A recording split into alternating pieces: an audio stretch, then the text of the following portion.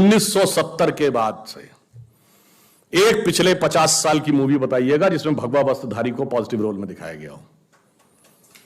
भगवा वस्त्रधारी छोड़िए, कंठी माला पहने हुए व्यक्ति, धोती कुर्ता पहने व्यक्ति, टीका लगाए व्यक्ति पॉजिटिव रोल में दिखता हो। भाषाई आधार पर मैं कहता हूं, शुद्ध संस्कृत निष्ठ हिंदी बोलने वाला कैरेक्टर या तो विलेन होगा या कॉमेडियन होगा। कभी आपका ध्यान ही नहीं गया होगा इसकी तरफ। जैसे ये बात मैंने पहले भी एक बार बोली थी, शायद आप लोगों ने उसमें कभी वीडियो देखा हो। विनोद खन्ना जी का देहांत हो गया। बहुत पुरानी उनकी एक फिल्म थी ना, जिसका गाना था, प्रिय प्राणेश्वरी यदि आप हमें आदेश करें तो प्रेम का हम श्री गणेश करें।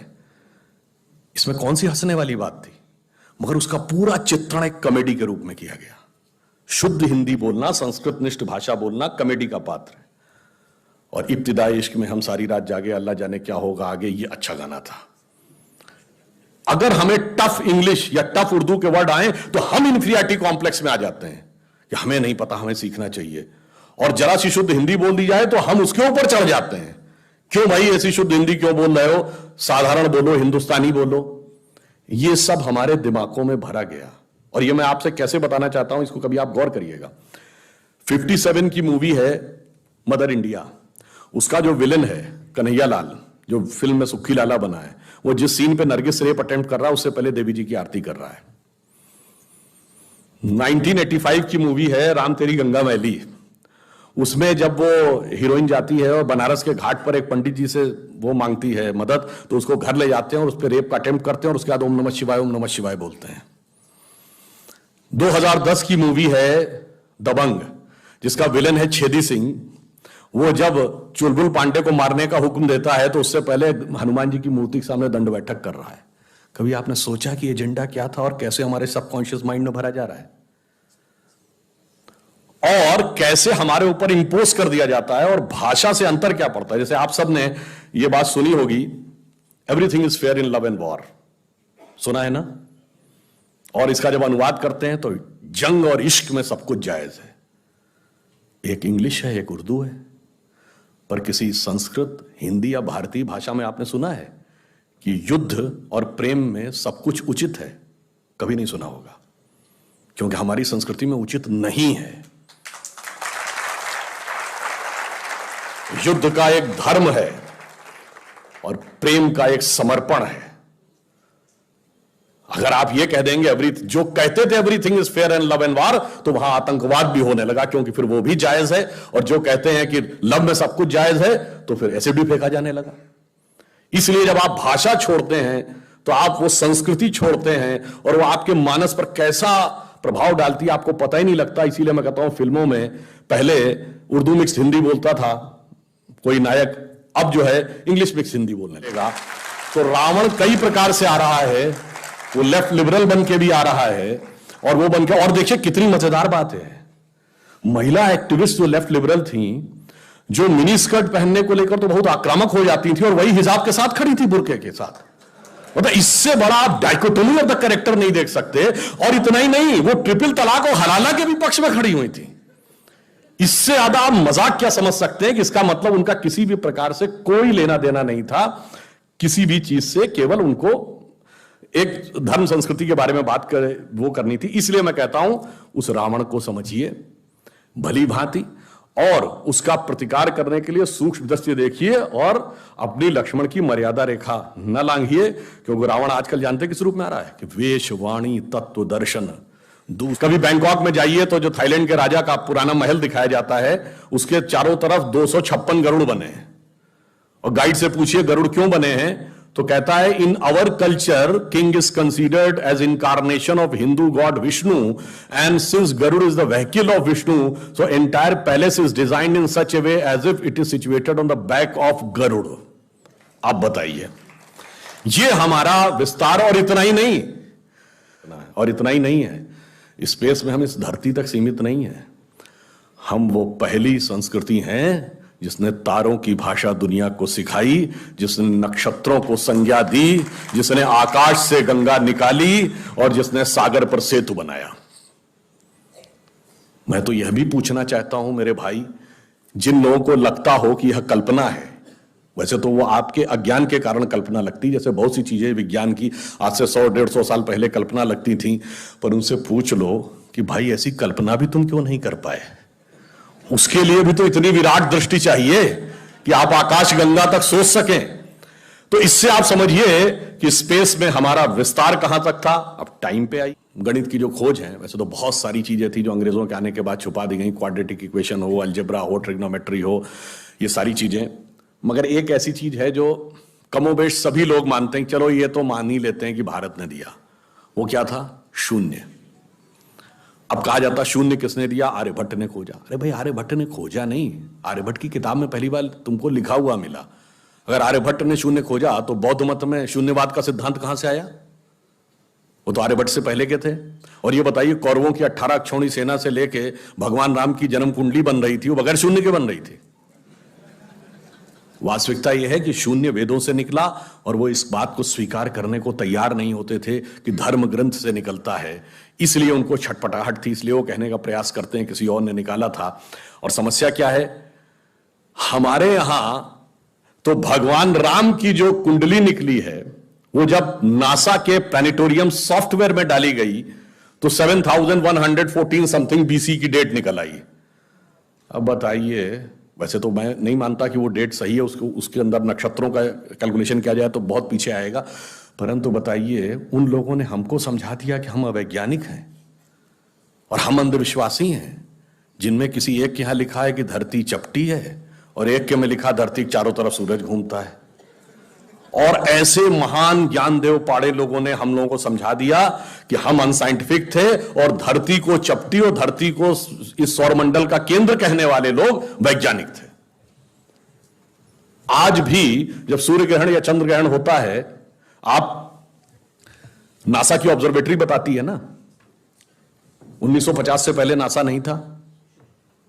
आप जाके पूछिए, गांव में कोने में बैठे हुए किसी पंडित से कहिए, पंडित जी पंचांग में देख के बताओ सूर्य ग्रहण कब है। और जो वो हमारा पंचांग बताता है और जो नासा की ऑब्जर्वेटरी बताती है, कभी उसमें दिन तो छोड़िए, घंटे और मिनट का भी अंतर देखा है?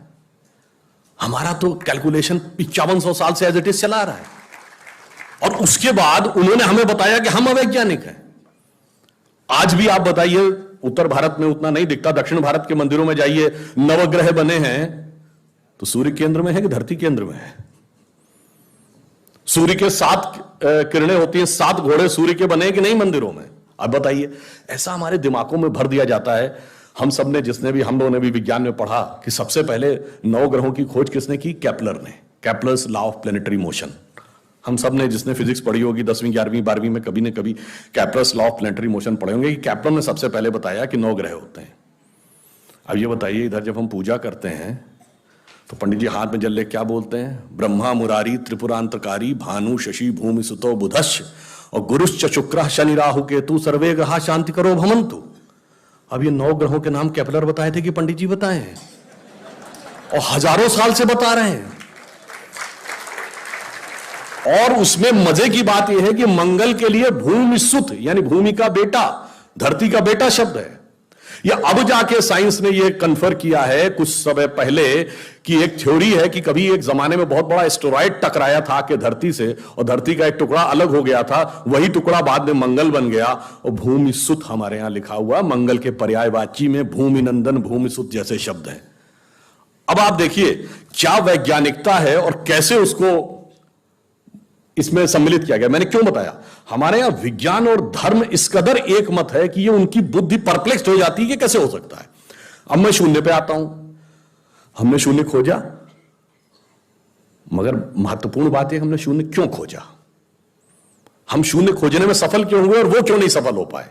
बड़ी बड़ी दुनिया की civilisation, Chinese civilisation, Mesopotamian, Babylonian, Egypt की सिविलाइजेशन, ग्रीस की civilisation, Roman empire, Turkish empire, Inca, Maya, Aztec, कोई जीरो नहीं खोज पाया। उसका कारण यह है कि जो भी विज्ञान के विद्यार्थी हैं वो शून्य का महत्व समझते हैं। किसी संख्या को आप जितने से डिवाइड करते हैं, x डिवाइडेड बाई n, जो उसका रिजल्टेंट होता है, जैसे आप n की वैल्यू कम करते चले जाते हैं, रिजल्टेंट बढ़ता जाता है। यानी किसी संख्या को x बटे 20 से x बटे 10 का मान ज्यादा होगा, x बटे 5 उससे ज्यादा होगा, x बटे 4, 3, 2, और जब x डिवाइडेड बाई 1 होगा तो क्या होगा, एक्स हो जाएगा। इसका मीनिंग जानते क्या है? अब मैं आपको बताता हूं ये किस ढंग से हमारे व्यवहारिक जीवन और चेतना का हिस्सा था। आप लोग कभी ये सोचिए कि आपको जीवन में क्या अच्छा लगता है और अच्छा लगना क्या है। मैं बिल्कुल साइंटिफिक एक्सप्लेनेशन की बात कर रहा हूं कि सबसे बड़ी साइंटिफिक खोज 21वीं सदी की जो यूरोप की सन लेबोरेटरी में हुई है, जो हिग्स बोसॉन है, जिसे नॉर्मल भाषा में गॉड पार्टिकल कहते हैं, उसकी लॉबी में जाइए तो तांडव करते हुए शिव की मूर्ति लगी है, नटराज की वह मूर्ति जो तंजावुर में प्राप्त हुई थी।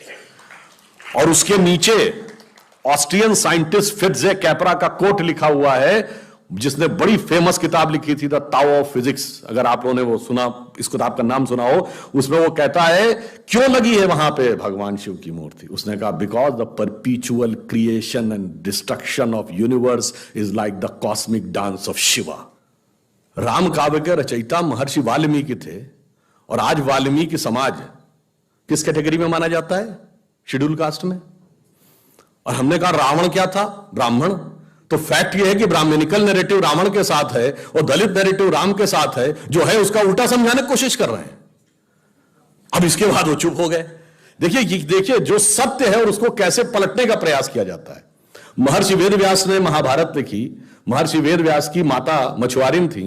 यह समुदाय कुछ राज्यों में अति पिछड़े में है, कुछ राज्यों में 80 में है। वेद व्यास अष्टादश पुराण उन्होंने लिखे।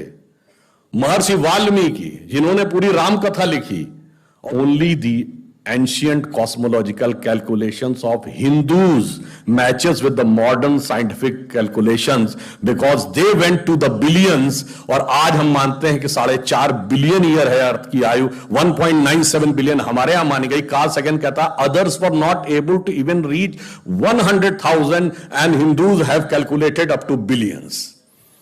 तो अब ये एक वैज्ञानिक कह रहा है कि हमारा टाइम में कितना लंबा व्याप है और स्पेस में कितना लंबा व्याप है। तो आपको यह समझना चाहिए कि जिसे हम सांस्कृतिक राष्ट्रवाद कहते हैं, वो कितना गहरा और गंभीर है। अब मैं आपसे कभी पूछूं कि दुनिया में सभी धर्म संस्कृतियां दावा करती हैं कि हमारे पास बिल्कुल अलग विचार है, हमने बड़ा अच्छा विचार दिया है। अगर हम आपसे पूछें कि हमारी संस्कृति में ऐसा क्या है जो दूसरे में नहीं है, बहुत से लोग कहेंगे साहब उसमें बड़ा सदाचरण की बात कही गई, नैतिकता की बात कही गई। तो लोग कहेंगे ठीक है भाई, दूसरी जगह भी कही गई, शायद कोई फॉलो करता है या नहीं करता। पर मैं अगर आपसे पूछूं कि वो चीज बताइए जो हमारे यहां लिखी और दूसरी जगह लिखी ही नहीं है, वो क्या है? आप सबने नाम सुना होगा Vedic mathematics. Have you ever heard of mathematics as a part of religious text? ये सिर्फ हमारे यहां है। गणित धार्मिक पुस्तक का हिस्सा है। Ayurveda medical science, it is globally accepted as a structured medical science, by name itself is a part of Vedas. Medical science धर्म ग्रंथ का हिस्सा हो, गणित धर्म ग्रंथ का हिस्सा हो, ये दुनिया में कहीं नहीं, बाकी जगह विज्ञान और गणित का धर्म से संघर्ष है। हमारे यहां वो धर्म ग्रंथ से उद्भूत हो रहे हैं। ये फंडामेंटल डिफरेंस है हमारे और उनके बीच में।